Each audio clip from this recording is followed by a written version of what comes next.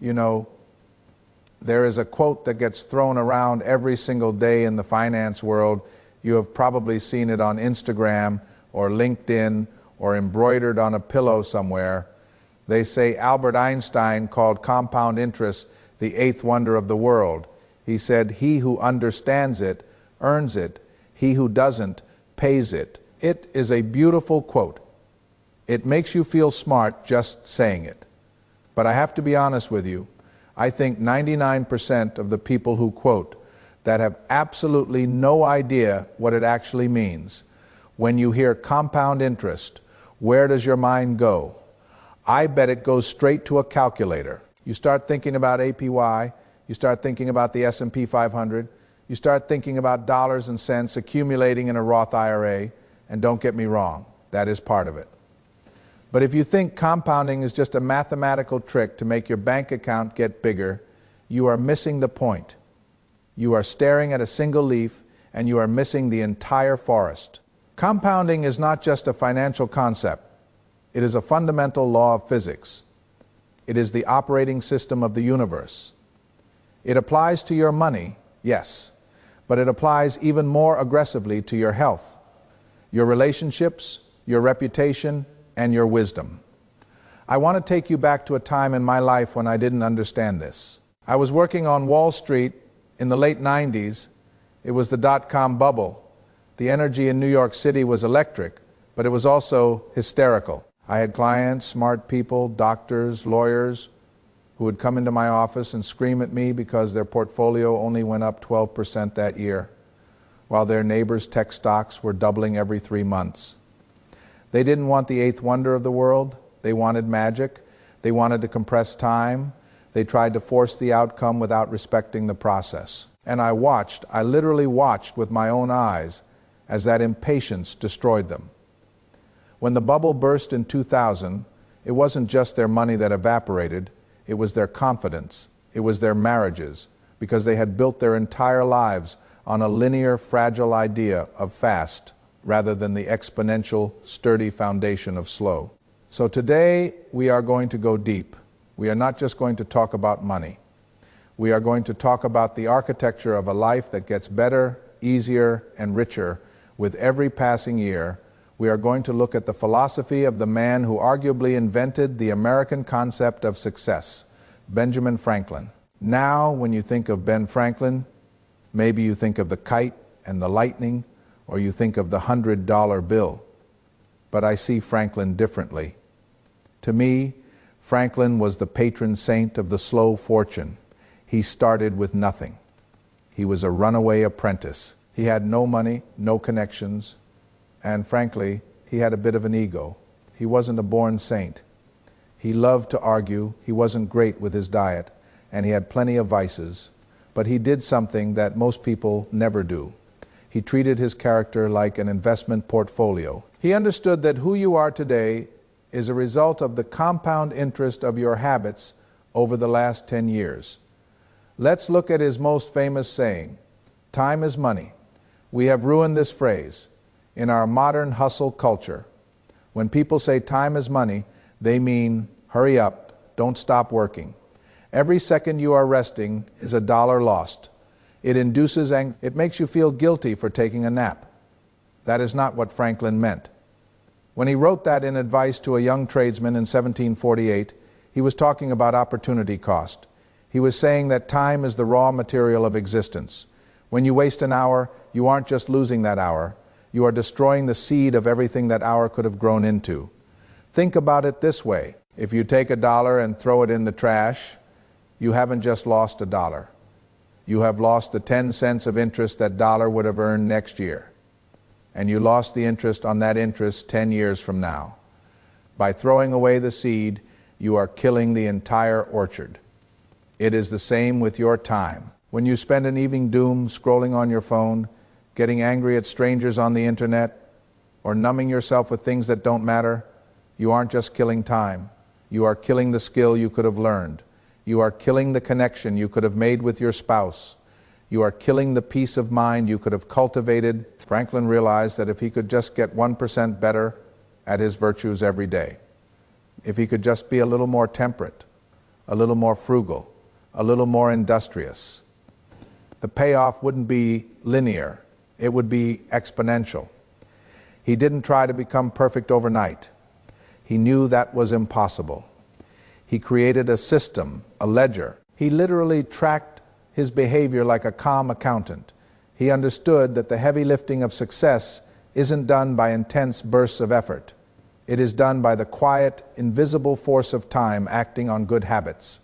Most people overestimate what they can do in a day, and they vastly underestimate what they can do in a decade. That is the tragedy of the modern age. We are all sprinting, expecting to finish a marathon in 20 minutes. And when we don't, we quit. But the secret, the real secret, that the wealthy, and I mean the truly wealthy, not just the rich, understand, is that you have to detach from the immediate result. You have to fall in love with the boredom of consistency. There's a terrifying and beautiful math behind this, and I want to walk you through it, because once you see the numbers, really see them, you will never look at a lazy afternoon or a cheat day the same way again. It comes down to a very slight divergence. The difference between the path to freedom and the path to ruin isn't a giant wall. It is a 1-degree difference in the angle of your rudder. Let's look at the math. And I promise I won't make this complicated, but I do need you to visualize this equation because it explains almost everything about why some people seem to get lucky constantly and others can't seem to catch a break.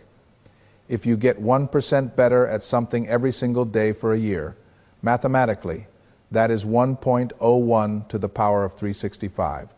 The result is 37. You end up 37 times better than where you started. That is a massive transformation, but here is the scary part. If you get 1% worse every day, you skip the gym, you eat the junk food, you ignore the book, you procrastinate on the project, that is 0.99 to the power of 365. The result, it is 0.03. You go all the way down to nearly zero. The gap between those two numbers, 37 and 0, is the gap between a life of freedom and a life of regret. And the tricky thing, the thing that traps almost everyone, is that in the beginning, on day 1, day 2, or even day 30, those two lines look exactly the same. Imagine two ships leaving the harbor in New York. One is heading to London. The other ship's captain adjusts the navigation by just a few degrees south, just a tiny twitch of the wheel for the first few hours. Those two ships are sailing right next to each other. They can wave to each other. They are seeing the same ocean, feeling the same wind. But as time compounds that error, as they cross the Atlantic, one ship arrives in England and the other ship ends up in Africa. That is your life. That burger you ate for lunch today, it didn't kill you. You don't feel different. You look in the mirror and you look exactly the same as you did this morning. That is why it is so dangerous. The feedback loop is broken. If you ate a burger and instantly had a heart attack, nobody would eat burgers. If you smoked a cigarette and your lung collapsed immediately, nobody would smoke. But nature doesn't work that way. Nature is a master of the slow game. It hides the consequences in the delay. This is what I call the invisible phase. And this is where 90% of people quit. They start a YouTube channel, they post videos for 3 months, and they have 50 subscribers. They think, this isn't working. They start investing. They put $500 a month into an index fund. And 6 months later, the market drops and they have less money. They think, this is a scam. They quit because they are looking for a linear payout. They work for an hour. They want an hour's worth of result. But compounding is exponential. It is flat, flat, flat, flat. And then suddenly, it is vertical. There is a species of bamboo, the Chinese bamboo tree, that illustrates this perfectly. You plant the seed, you water it, and you fertilize it for a whole year, nothing happens. You see nothing above the ground, you water it for a second year, still nothing. Third year, fourth year, nothing. People walk by and think you are watering dirt. They think you are crazy.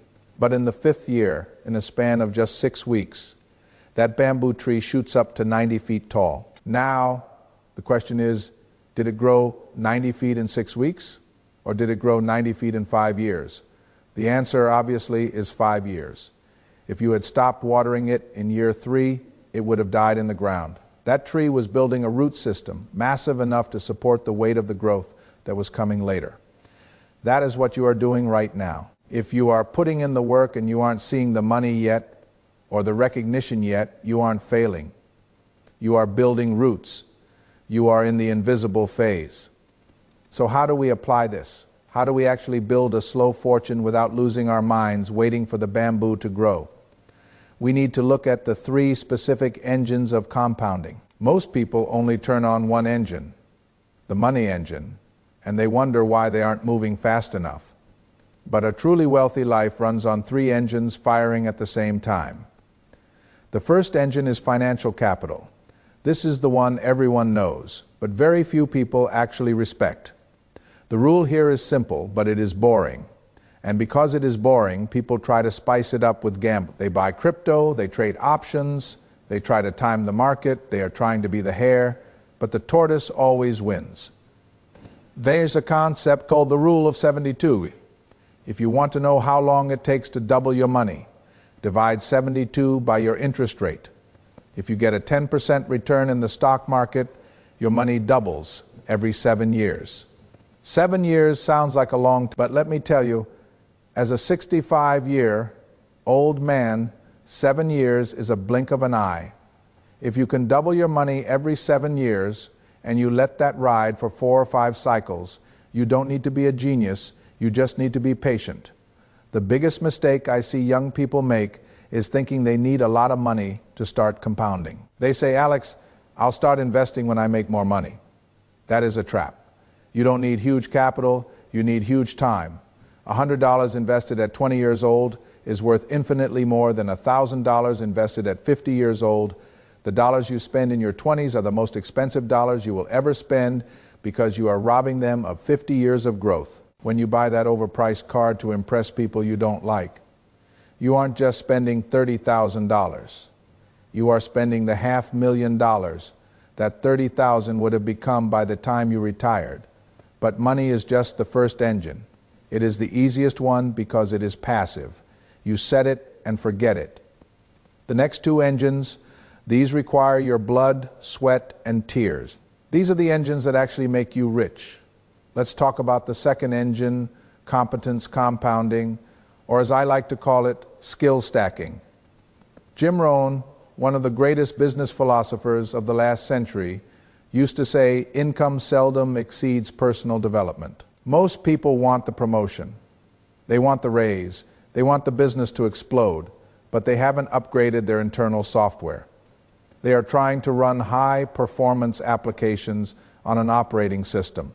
From 1995's, skill stacking is the art of combining ordinary skills to create extraordinary value. You might be an average writer, you might be an average investor, but if you are an average writer who understands investing, suddenly you are in the top 1% of financial communicators. That is a unique asset class. And here's the beautiful thing about learning knowledge compounds. Just like money, when you learn how to read a balance sheet, it doesn't just help you with accounting, it helps you understand business strategy, it helps you negotiate, it helps you manage your own household expenses.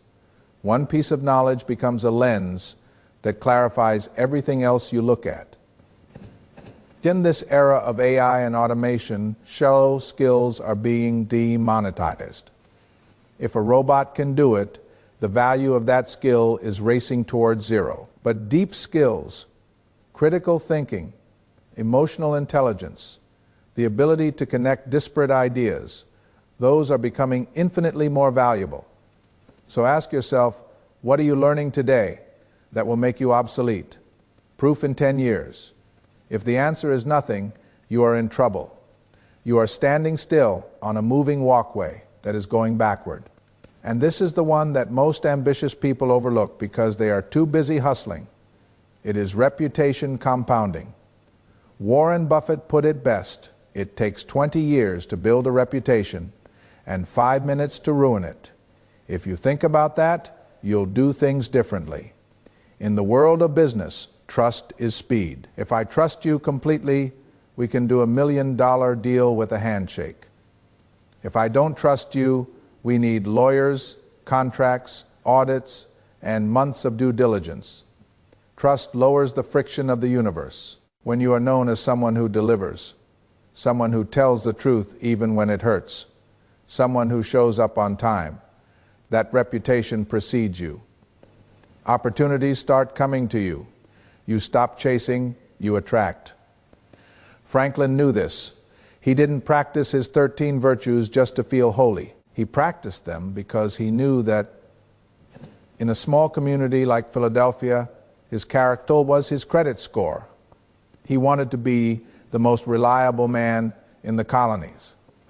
And that reputation unlocked doors then money couldn't buy it. But here is the warning. I have to warn you because I've seen too many people build these three engines: money, skills, reputation, and then blow it all up. We need to talk about the enemy.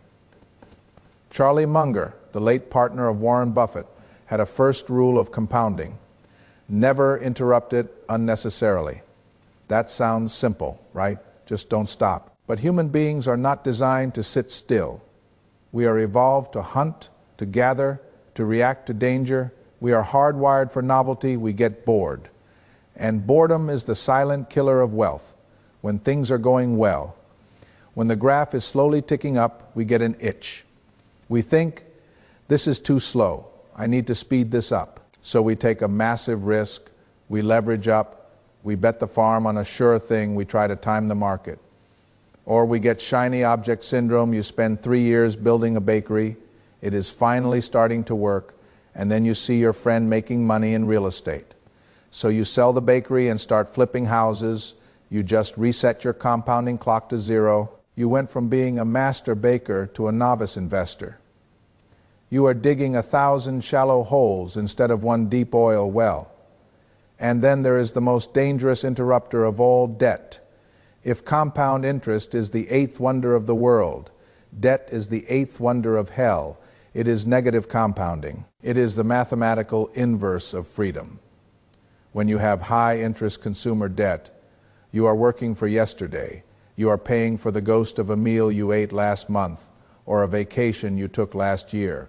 You are starting every single day in a hole, trying to claw your way back to zero. You cannot build a slow fortune if you are running on a treadmill that is set to reverse. So how do we protect ourselves? How do we stop ourselves from interrupting the process? We need a framework, a protocol. We need to do what Franklin did when Franklin realized he wasn't perfect. He didn't just try harder.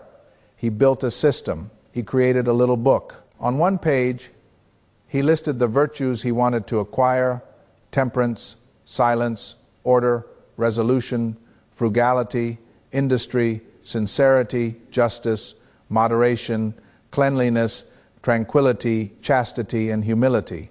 He didn't try to tackle them all at once. He focused on one virtue per week. He rotated through them. He tracked his failures with a little black dot in his ledger. He made the invisible visible. We need to build our own modern version of that ledger, a system that keeps us on the path when the world is screaming at us to jump off. So here is the protocol. This is how we take all this theory and turn it into practice, starting tomorrow morning. I call it the Franklin Protocol. It has 3 steps. Step 1, keep a ledger. I don't just mean for your money, though you should absolutely know where every dollar goes. I mean a ledger for your behavior. Franklin carried a small book with him everywhere. He drew a grid when he failed at a virtue, when he lost his temper, or ate too much, or wasted time. He marked a black dot. His goal wasn't to have a page with 0 dots. His goal was simply to have fewer dots this week than he did last week. He gamified his own character development. You need to do the same. Get a notebook. Write down the 3 habits you want to compound this year. Maybe it is read 20 pages, invest $50, no sugar. Every day you do it, put a check mark. Every day you miss, put an XIT. Sounds childish. It is not. It is psychological warfare against your own laziness. When you see a chain of 20 check marks, you will do anything not to break that chain. You are making the invisible visible. Step 2, the 20-mile march. This is a concept from the explorer Roald Amundsen, who was the first man to reach the South Pole. His philosophy was simple. In fair weather or foul, whether it was a blizzard or a sunny day, his team would march exactly 20 miles, no less, no more, on good days. They could have marched 40 miles, but he stopped them. Why? To conserve energy for the bad days. On bad days, they wanted to stay in the tent, he forced them out. Why? To maintain momentum. Most people work in bursts. They get motivated, they work 18 hours a day for a week, and then they burn out and do nothing for a month. That is not compounding, that is oscillating. Find your 20 miles. What is the minimum viable action you can sustain for the next 10 years? Maybe it is writing 500 words a day. Maybe it is making 5 sales calls. Do it when you feel great. Do it when you feel terrible, especially when you feel terrible. Step 3, the 10-year horizon. Stop making one-year plans. One-year plans are just wish lists. They are recipes for anxiety. Start making 10-year plans. When you think in terms of a decade, the pressure lifts. You realize you don't need to make it by next Friday. You have time to make mistakes. You have time to learn. You have time to let the bamboo root system grow. Ask yourself, if I keep doing what I am doing today, where will I be in 2036? If you don't like the answer, change the input today. As we close this session, I want to leave you with a thought from the philosopher Alan Watts, because there is a danger in all this talk about the future. The danger is that you spend your whole life waiting for the payoff and you forget to live. Watts said that life is not a journey with a destination. It is like music. The point of a song isn't to get to the end. If it were, the best conductors would be the ones who played the fastest. The point of a song is to dance while the music is playing. The slow fortune is not about suffering now so you can be happy later. It is about finding a rhythm, a smooth, sustainable, disciplined rhythm that you actually enjoy. When you are reading that book, enjoy the reading. When you are saving that money, enjoy the feeling of security it gives you. When you are building your skills, enjoy the feeling of getting sharper. The rich life isn't waiting for you at the finish line. The rich life is the process of compounding. It is the satisfaction of knowing that you are the captain of your ship and your rudder is set correctly. Wealth is what you don't see. It is the options you have. It is the calmness in your chest when the market crashes and you don't panic. It is the time you can spend with your grandchildren because you did the work 40 years ago. Slow is smooth and smooth is fast. I want to challenge you in the comments below. I don't want you to write great video. I want you to write one specific thing, one habit that you are committing to for the next 10 years. Put it in writing, make a public contract with your future self, and then come back in 10 years and tell me how it went. I'll be here. I'm Alex Grant. Thank you for your time, your most valuable asset. Spend it wisely.